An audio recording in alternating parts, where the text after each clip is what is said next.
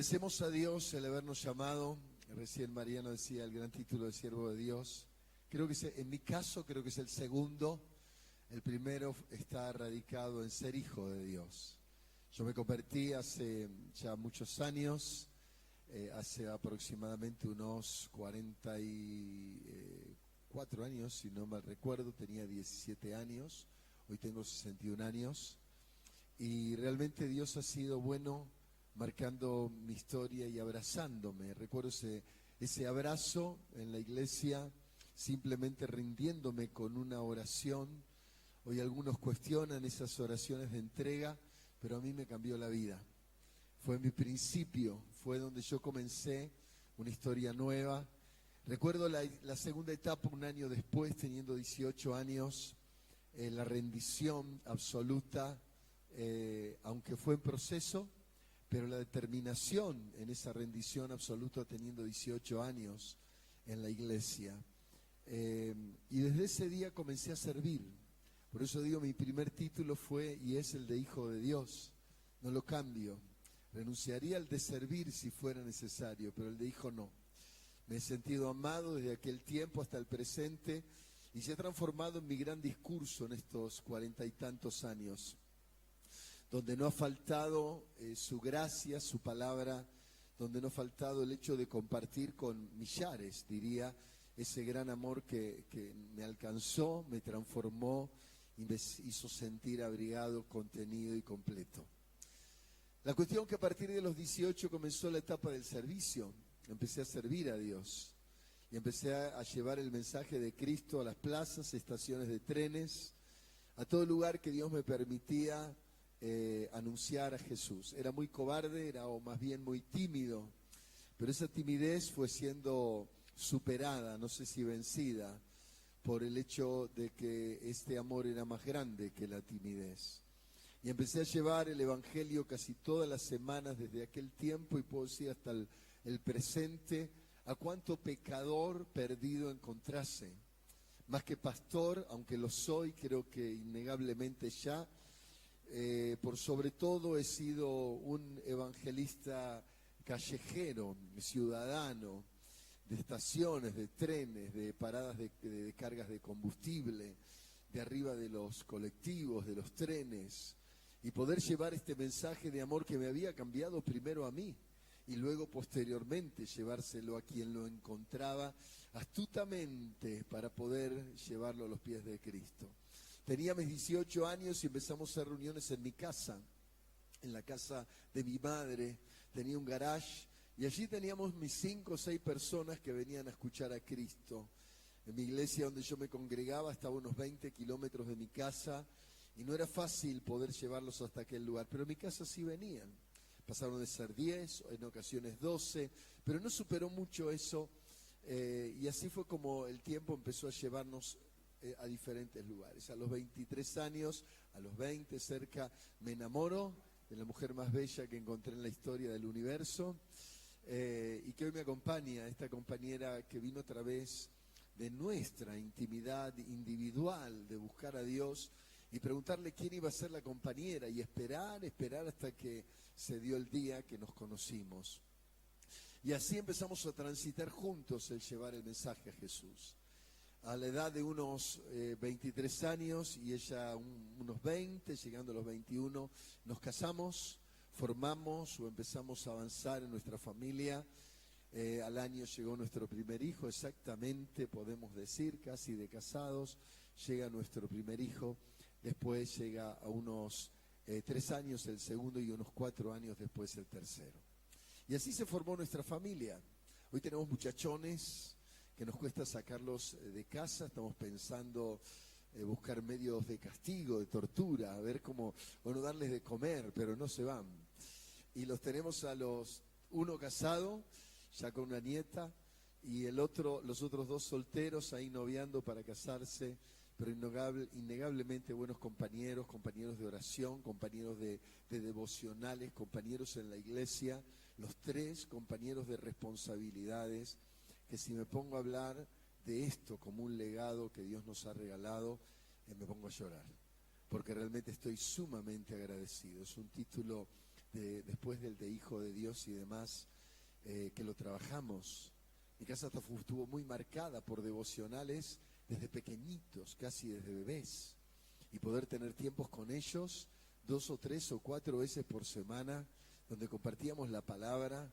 La iglesia era nuestra responsabilidad fuerte, que había empezado. Nosotros no pensábamos que éramos pastores, sino más bien simplemente evangelistas, gente que sabía amar. Pero llegó un momento que eso empezó a hacer que la gente no se quisiera ir. Y pasamos a tener de 10 a 20, de 20 a 50, de 50 a 100, de 100 a 150, de 150 a 300, de 300 a 500. Y la iglesia creció, creció, creció, y ya la gente sin edificio, porque no teníamos templo en sus inicios, empezó a demandar un lugar donde congregar. Y hoy en día estamos trabajando mucho, se han abierto muchas obras, muchas iglesias. Hemos consciente o inconscientemente abierto obras. Hubo obreros que salieron, obreros que se sumaron, obreros que dijeron queremos aprender. Y así fue que la iglesia se extendió más allá. Algunos se multiplicaron en gran manera. Iglesias que abrieron 3 anexos, 6 anexos, 10 anexos por su cuenta. Hay iglesias que salían de nosotros. Y la iglesia empezó a extenderse de una manera muy impactante en el país y fuera del país. Agradecemos por esto. Realmente fue un renuevo, así como se llama nuestra iglesia, que pudo afectar a muchos. Pero no quiero extenderme mucho en esto, sino que hoy quiero entrar en un tema que me incumbe más que nada como secretario nacional.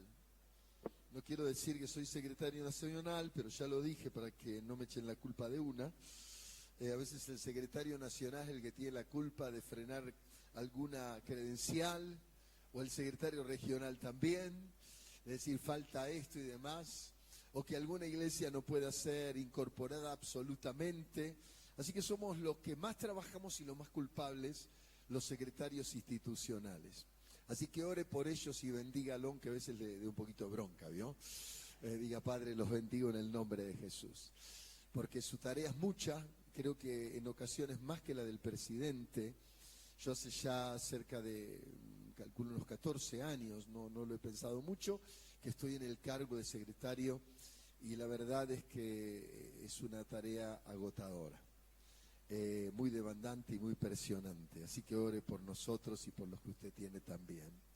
Pero quiero entrar en un tema que me ha hecho ver o me ha hecho apreciar. Cuando me dijeron hay una plenaria, pensé en qué tema. A mí me gusta mucho hablar del Espíritu Santo, ministrar, orar por la gente, buscar el derramamiento del Espíritu Santo. Y en estas décadas, porque lo voy a decir así, he pasado por muchas iglesias. Y me ha pasado de ver iglesias en un estado que por ahí no era el mejor, y tener que volver al año, 2 años, 3 años más o menos, y encontrarme que todo seguía igual, aunque el mensaje había sido poderoso, diría alguien, en donde la gente caía, quedaba embriagada del Espíritu Santo, encuentros sobrenaturales, decenas de personas tocadas, hasta liberaciones. Y el tiempo realmente fue grato en eso, pero cuando salíamos y pasaba el tiempo encontrábamos que los resultados no eran los mejores. Me ha llevado a pensar, y esto lo digo desde mi persona hasta el último que está acá, en que muchas veces preguntarme el por qué ciertas cosas no cambian. Y por eso digo, cuando supe que tenía que hablar a ministros, me pareció bueno tratar este tema, porque los comienzos son todos buenos. Recuerdo al pastor Claudio Freyson hablando una vez de correr, él hacía, hoy no sé si lo hace, pero carreras públicas en competencias, y en una de esas hizo un video diciendo los principios son fáciles, pero el tema es cómo llegamos y si llegamos. Y a pesar de que estamos aquí y de que la mayoría todavía está respirando en este lugar, a veces encontramos que nuestras realidades no son las mejores.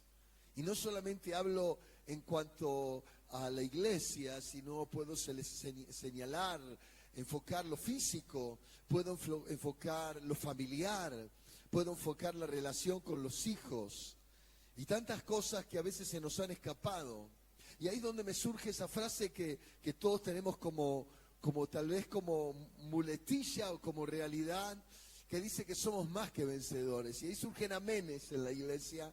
Pero cuando vamos a la realidad de cómo nos enfrentamos a la vida, en ocasiones encontramos que no se cumple tan así. Y no estoy contradiciendo la palabra, sino que esto me llevó a pensar cuál es la falla.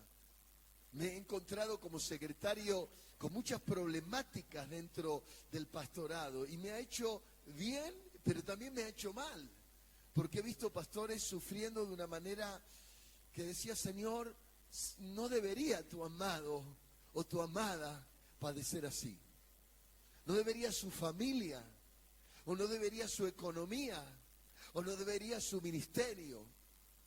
Y ahí es donde empecé a rebobinar causas, Señor, ¿cuál es el porqué? Y creo que todos deberíamos preguntarnos un poco el porqué.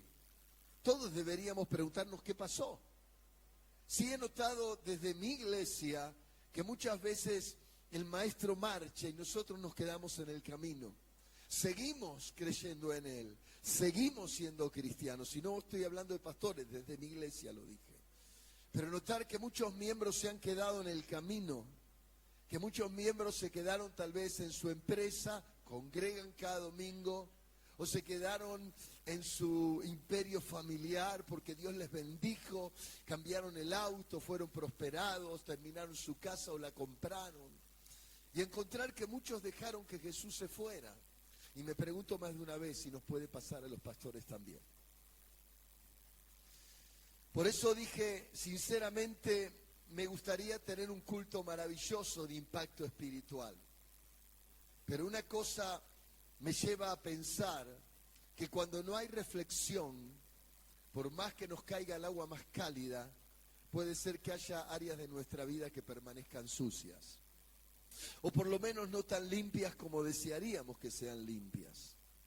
Hay una palabra en Cantares, capítulo 1, verso 6 en adelante, que está en Nueva Versión Internacional, que justamente la amada, la que era elegida para ser esposa del amado, dice, no se fijen en mi tez morena, ni en el sol, ni en que el sol me bronceó la piel. Mis hermanos se enfadaron contra mí y me obligaron a cuidar las viñas, y mi propia viña descuidé. Cuéntame, amor, de mi vida. Y fíjese lo que empieza diciendo después, verso 7. ¿Dónde apacientas tus rebaños? ¿Dónde al mediodía los haces posar o reposar? ¿Por qué he de andar como mujer con velo entre los rebaños de tus amigos? Es decir, esta mujer había perdido a su amado. Esta mujer había encontrado una situación donde ella no solo había descuidado su viña, sino que dentro de esa viña estaba su vida, su responsabilidad, sus deberes, su apariencia, y lentamente fue perdiendo lo que tenía. Es interesante reflexionar en todo esto, pero creo de alguna forma, queridos pastores, que pensemos algo, un buen incendio, donde yo soy de Escobar, Tigre, Buenos Aires, un buen asado en Buenos Aires, no hace real que toda Argentina tenga el asado suficiente para poder comer en la mesa. Es decir, que mi éxito, aunque sea bueno, no es suficiente si queremos una Argentina diferente. Necesitamos el éxito de todos. Necesitamos que todos empecemos a reflexionar o a rever o a corregir o a trabajar aquello que no está bien y ver qué es lo que está pasando en nuestra historia y cómo lo podemos mejorar para que haya un cambio. Yo pienso esto, en estos tiempos estuve en una charla con un médico, empecé a padecer un problema de la gota. Y le digo al doctor, me dice, lo veo bien físicamente, se nota que más o menos, le digo, sí, le digo, algo hago porque quiero terminar la historia de mi cuerpo de la mejor manera. Salgo a caminar, trato de trotar, pero no quiero quedarme, le digo, doctor, lo felicito, me dijo. Porque en verdad, amados, he visto muchos o que se quedaron en el camino o están arrastrando el vehículo con gran dificultad. Y creo que como iglesia todos tenemos que, como iglesia de la Unión de las Asambleas de Dios. Todos tenemos que reflexionar y tenemos que trabajar sobre esto. Es claro que sin duda somos referentes sociales, es sin duda. Es decir, la gente nos ha de imitar en cuanto desde la forma en que hablamos, la forma en que nos movamos. Nos debe imitar seguramente la forma que amemos, la forma que perdonemos, la forma también en la cual hablemos con misericordia y perdonemos al heridor. La gente va a vernos como referentes. Seguramente acá, tal vez manejando el sonido, haya personas que no son cristianas y cuando nos miran no van a esperar ver un fanático religioso que viene con una Biblia debajo del brazo. Va a querer encontrar a alguien que se parece a Cristo, alguien que realmente está dispuesto al sacrificio, a la rendición, a la entrega. Al mirar esto realmente pienso en aquellas cosas que algún día fueron tan fuertes, como lo puedo hablar de mi caso, aquellos primeros pasos donde el primer amor me llevaba tal vez a estar horas en mi cuarto de oración y ser las 2 de la madrugada orando, cuando a las 4:30 me levantaba para tratar de orar los últimos minutos y salir corriendo para ir a mi trabajo de la empresa donde yo trabajaba. Pero los años van pasando y hay algo que se va deslizando. Yo tengo una hermana que hace zapatos y esta hermana me dijo: pastor, pase por la casa y vea porque quiero regalarle uno. Y ahí le compré uno y me llevé el que me regaló. Uno de estos, el que tengo puesto. Entonces cuando estaba ahí, digo, pensar que los primeros años, recuerdo cuando llegó el primer hermano a regalarme un par de zapatos. Y yo me admiré porque en verdad yo necesitaba un par de zapatos, no era de demostrarlo. Con mi esposa dábamos todo lo que teníamos por la iglesia. Nuestro dinero era para la iglesia. A veces, en ocasiones, mi suegro y mi madre nos ayudaban económicamente porque nos veían que no estábamos económicamente con lo necesario. Pero recuerdo aquella vez que llegó ese hermano y me trajo el par de zapatos y me dijo: para usted. Le digo, realmente me gozo, le digo, porque no sé cómo los necesitaba y sinceramente fue de Dios que me lo regalara. Sí, pastor, me dice, aparte lo vi cuando estaba orando con el agujero que tenían los zapatos. Pero a veces ya no estamos iguales. A veces ya tenemos auto y en ocasiones uno de esos que no pierden aceite. Ya empezamos a pasar el tiempo donde parecería que no es necesario orar tanto. Ya empezamos a encontrarnos seguros. Me viene a la mente la historia de un tal David que venció a Goliat con una honda y con una túnica, sin armadura. Pero cuando tenía armadura, palacio y demás, sentado en su lugar cómodo desde el terrado de su casa, vi una hermosa muchachita que no superaría tal vez los 13 o 15 años. Y mandó a forzarla para traerla a su palacio. La historia restante usted la sabe. A veces me pregunto si en realidad tantas caídas se deben a que hemos perdido algo. Por eso quiero en este tiempo, y no me queda mucho tiempo, pero quisiera que pudiéramos orar al final. En primer lugar, la primera verdad que quiero dejarte es: cuida tu vida espiritual. Cuídala. Cuida aquella parte íntima. Yo sé que Osvaldo, y de mi parte lo impulso también, el ampliar y crecer y poner iglesias, pero a veces algunos, si me señalo a mí, tal vez algunos se me suma, se transforman en vanidades. Y empezamos a caer en nuestro propio imperio, ¿no? Y empezamos a no darnos cuenta que aquello que algún día nos levantó empieza a faltar. Empieza a faltar aquello que alguna vez fue lo que nos elevó, lo que nos hizo importantes. Y empezamos a perder lo que nos hace más que vencedores, lo que nos da una victoria sobrenatural. Y nos transformamos simplemente en actores de la vida. Yo estuve en Colombia hace poquitos días y le decía a la congregación, el deber era hablar de la oración. Y yo le decía, cuidado con la hipocresía.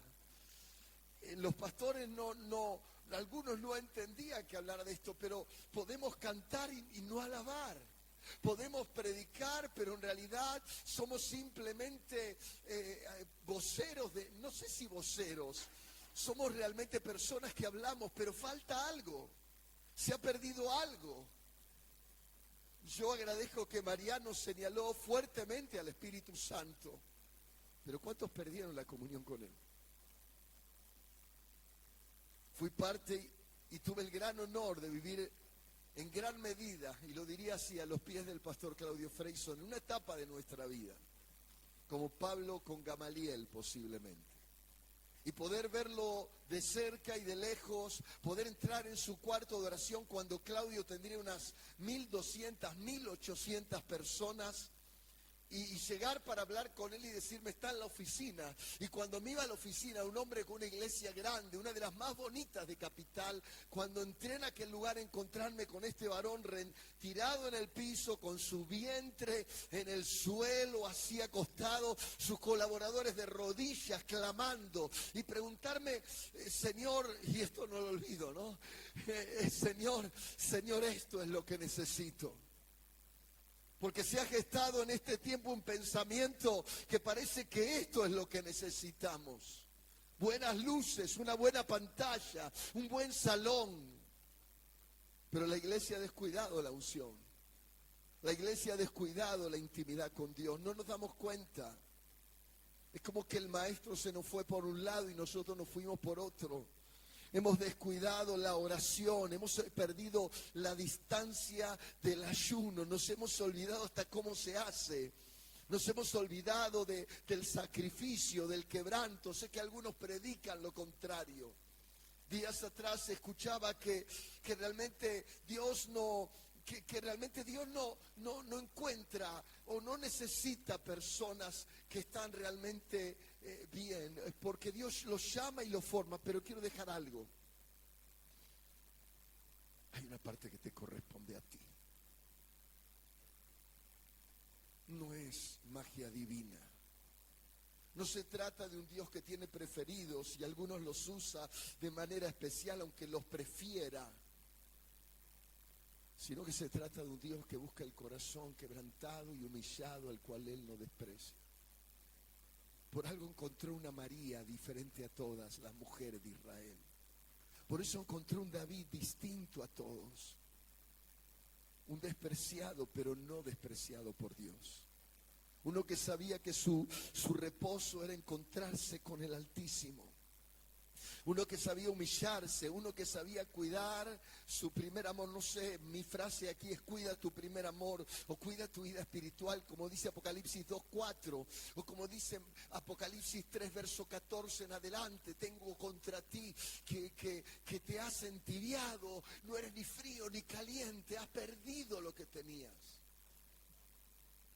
Y pastores, siervos de Dios, tenemos que volver a encontrar su rostro. Tenemos que volver a encontrar su belleza. Tenemos que volver a enamorarnos de que Él está a nuestro lado. Aunque no tengamos casa, aunque no tengamos nada, aunque tal vez estemos en la crisis más difícil de la vida. Como dice una canción que algunos cantan sin saber: si te tengo a ti, lo tengo todo. Pero lo tengo todo. Me siento completo. No necesito más. Por eso cuida tu vida espiritual. Cuídala. La segunda verdad que tengo aquí para dejarte es: cuida tu vida física.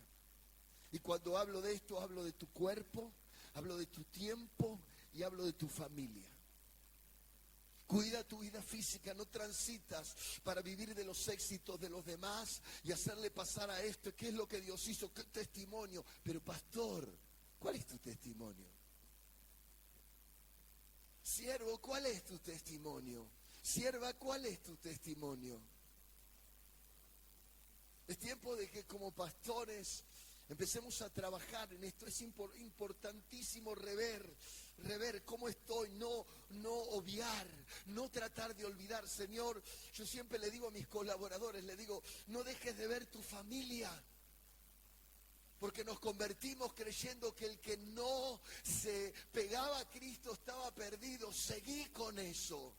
Preocúpate por tus hijos, por tus hermanos, por tu padre. Porque una vez que se vayan al infierno no hay vuelta. No hay vuelta. Y Jesús señaló que hay un lugar de perdición eterna. Y los ministros tenemos que volver tal vez a predicar sobre el infierno, sobre el pecado, sobre la santidad. Necesitamos una iglesia que empiece a despertar. Cuando pensé en el título de este mensaje, el título de este mensaje fue el siguiente: necesito ayuda. Por eso cuida tu cuerpo. Haz que dure hasta el final del llamado. Que no se te destruya antes. Cuida tu tiempo, no corras por todos.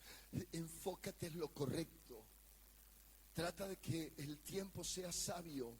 No eres indispensable. No fuiste llamado a ser el Superman de la historia. Nuestra iglesia está, no sé si llena de una exageración, pero muchos hijos de pastores vienen a nuestra iglesia. Y encontrarnos en la soledad del hijo. No estuvo mi papá. O no estuvieron mis padres. La soledad del hijo.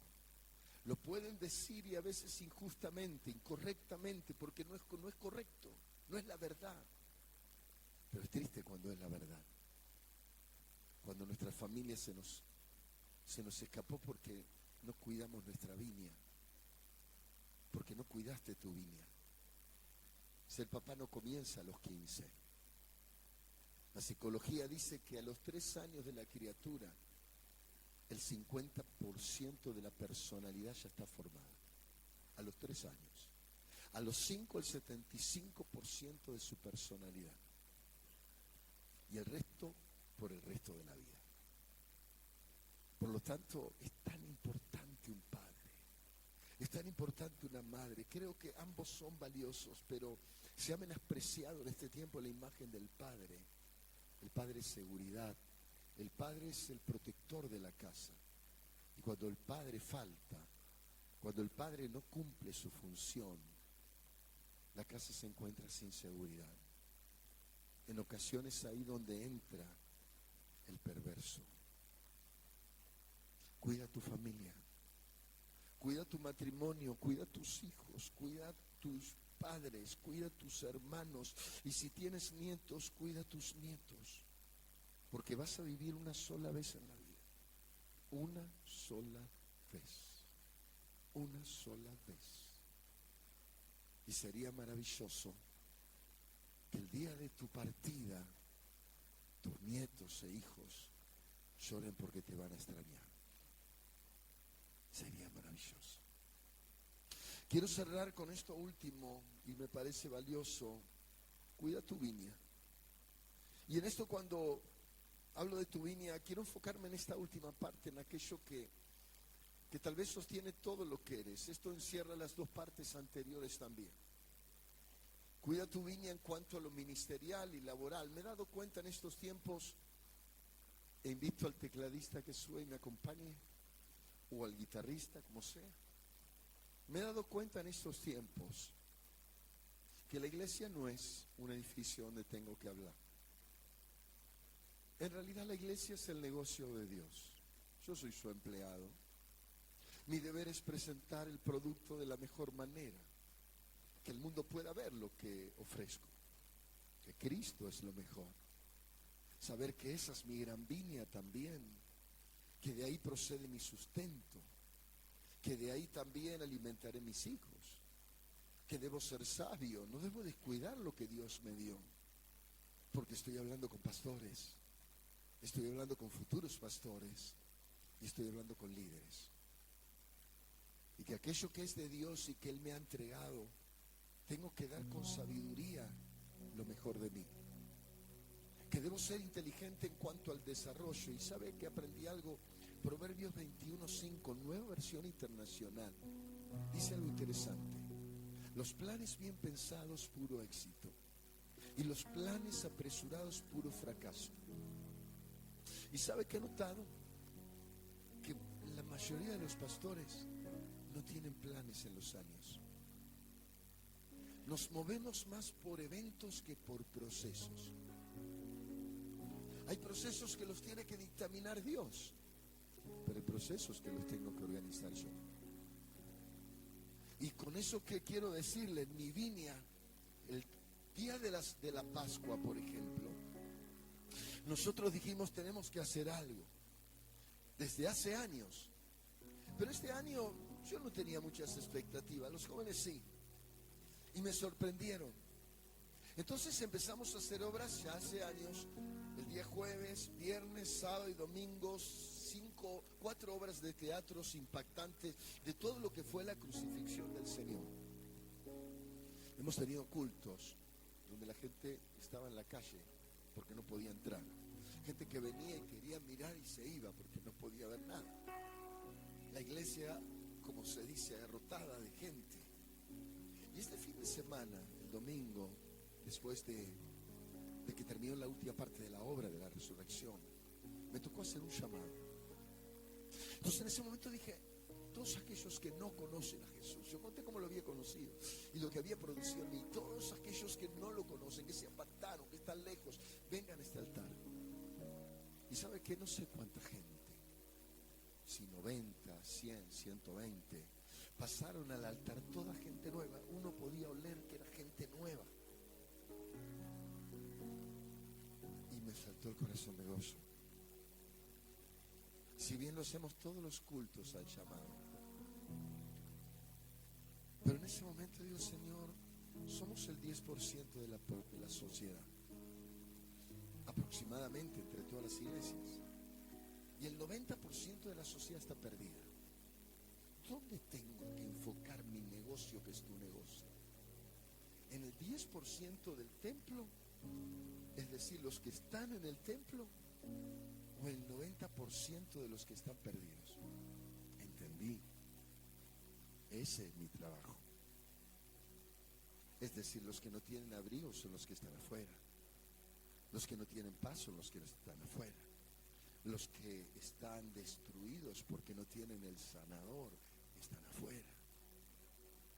Por lo tanto, mi labor en este tiempo y en estos años, espero terminarlo así, es poder hacer con su reino todo lo que Él espera de mí. Por eso yo quiero hoy cerrar esto y, pastor, preguntarte, pastora, familia pastoral, ¿cómo está tu viña?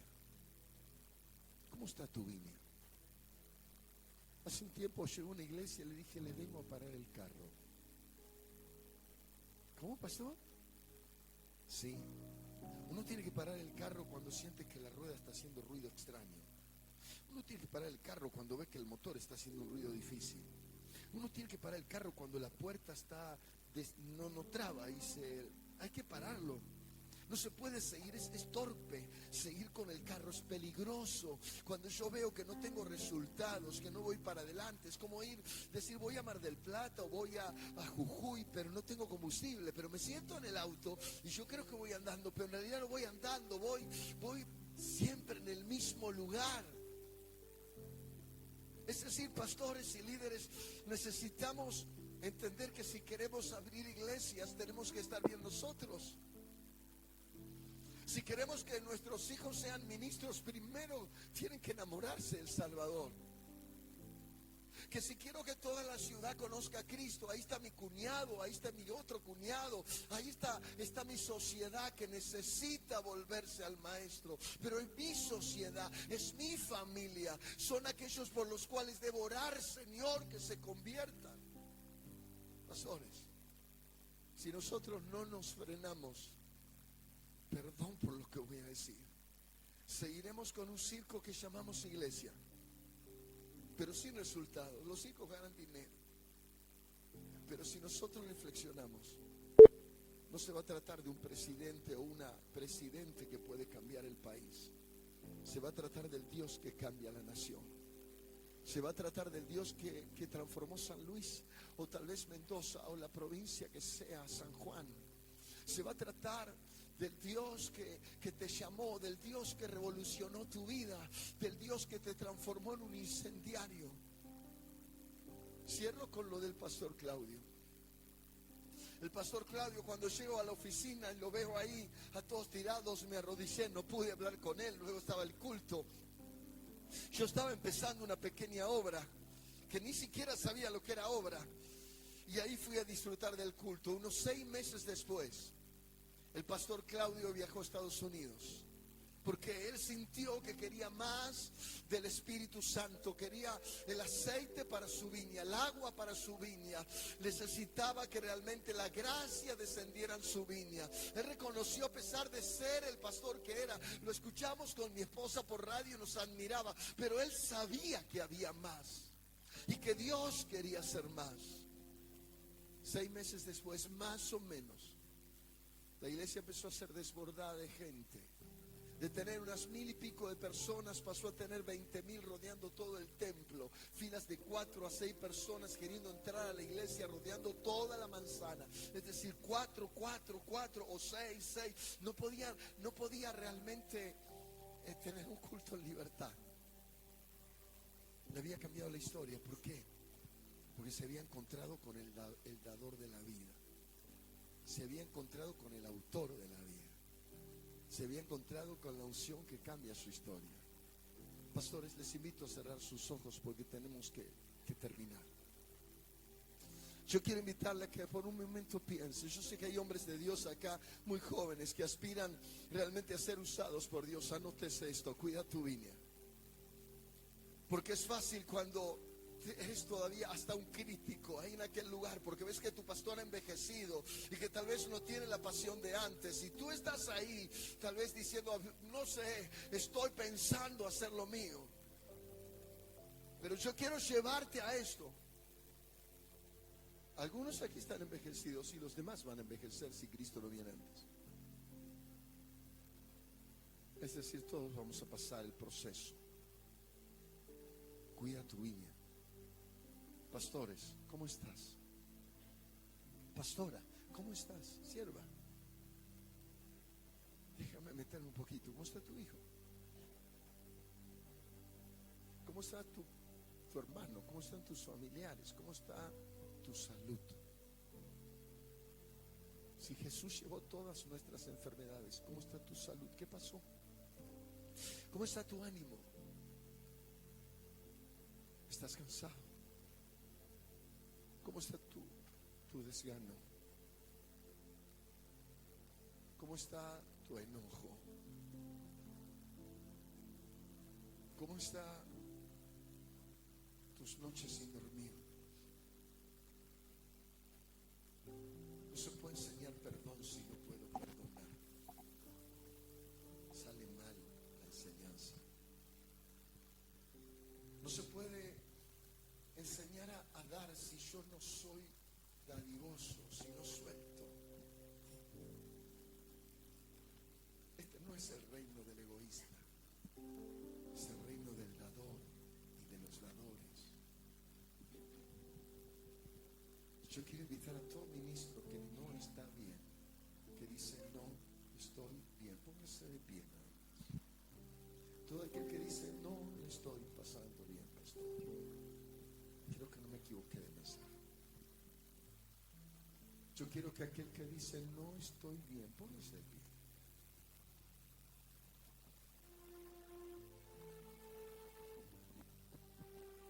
Con esto quiero decirle, ese que se puso de pie, seguramente es un soñador.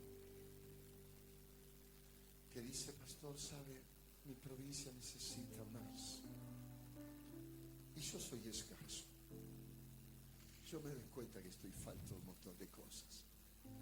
No es que no tenga un equipo de audio. Jesús no lo tenía y fue eficaz. Los discípulos no lo tenían y fueron eficaces. Pero hay algo que falta. Hay algo que no está bien, pastor. Acá hay padres que lloran porque sus hijos no están a su lado. Madres.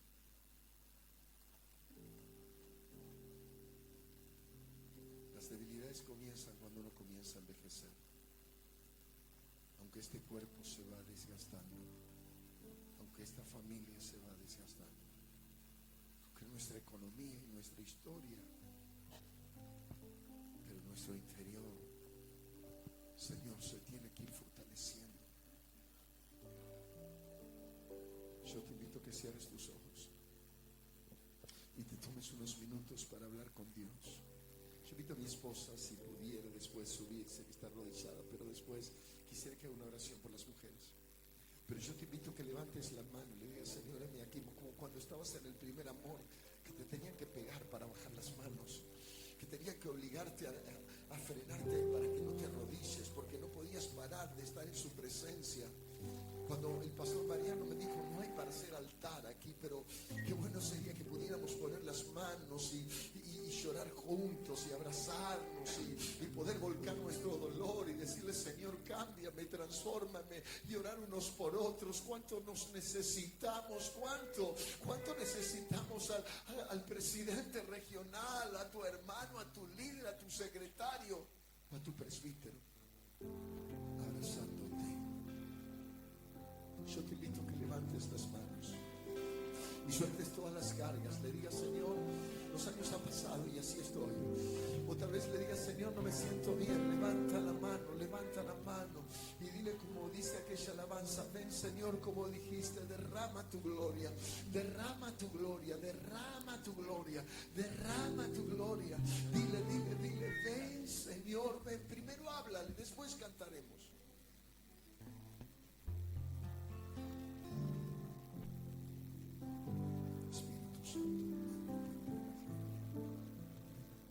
Solamente si hay un arrepentimiento, Señor, de nuestros errores, ahí solamente la gracia se va a empezar a desbordar. Yo te invito a que hagas algo más. Busca a alguien cerquita tuyo y ponle la mano en el hombro como un amigo. No sé si da para abrazarlo, pero por lo menos ponle la mano en el hombro.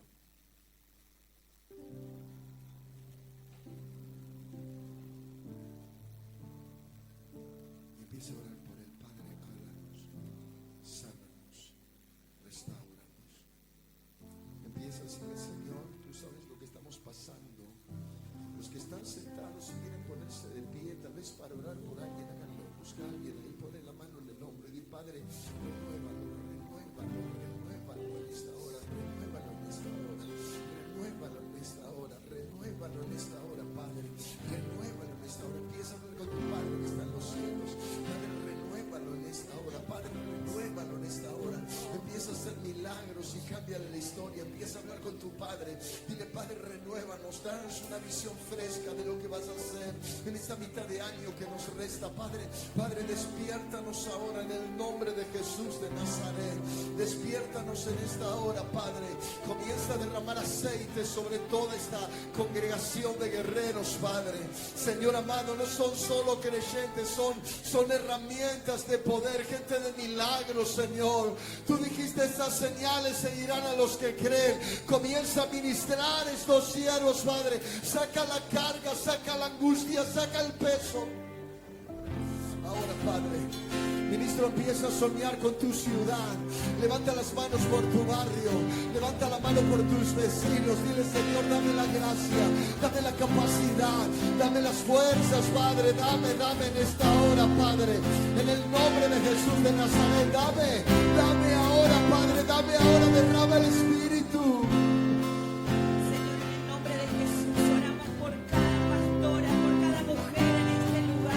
Oramos por su corazón, Señor, en esta hora. Señor, cúbrelas, Señor. Arranca toda amargura, toda tristeza, todo dolor profundo del alma. Arranca, Señor, toda preocupación. Oh Dios, en el nombre de Jesús, devuelve la alegría, Señor, la alegría de tu presencia. Nuevamente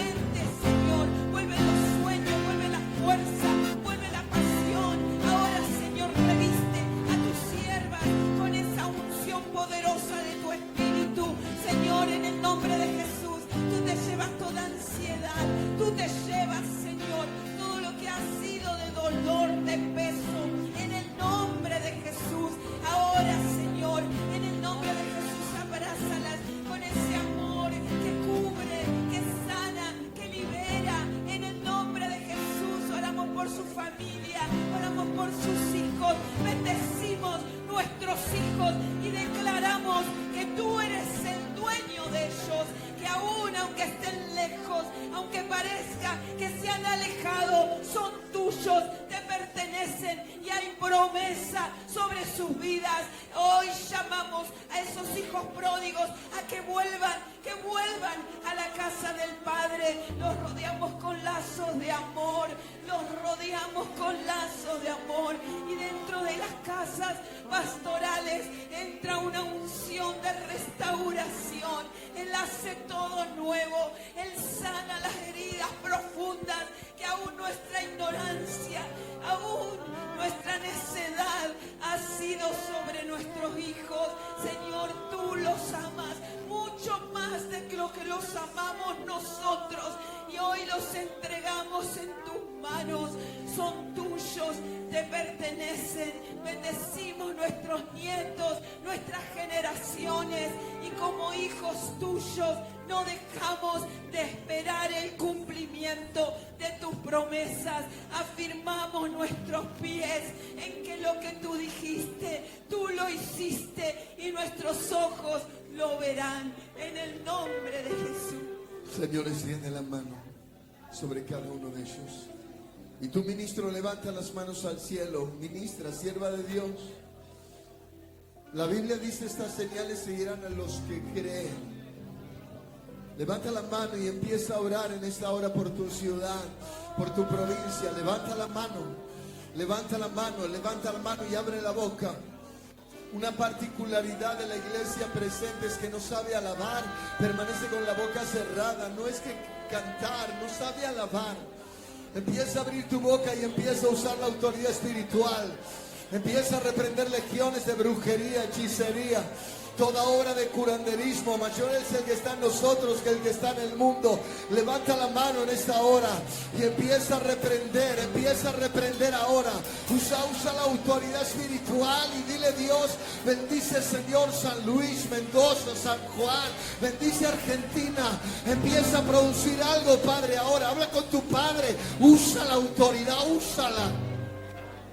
Abre la boca porque el Señor te escucha. Abre la boca, dice, porque yo la llenaré. Dice el Salmo 81:10. Habla con tu Padre que está arriba. Abre la boca. Empieza a reprender. Enójate con el diablo. Si eres madre y tienes tus hijos apartados, dile: diablo, suelta a mis hijos. Enójate con el diablo. Enójate con el diablo. Si ves que ha dañado tu familia, enójate con el diablo.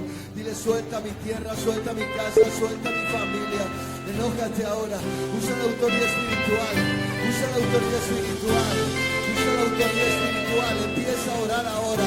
Dile al Señor: Señor, ahora en el nombre de Jesús, abre los cielos ahora y empieza a mostrar tu gloria.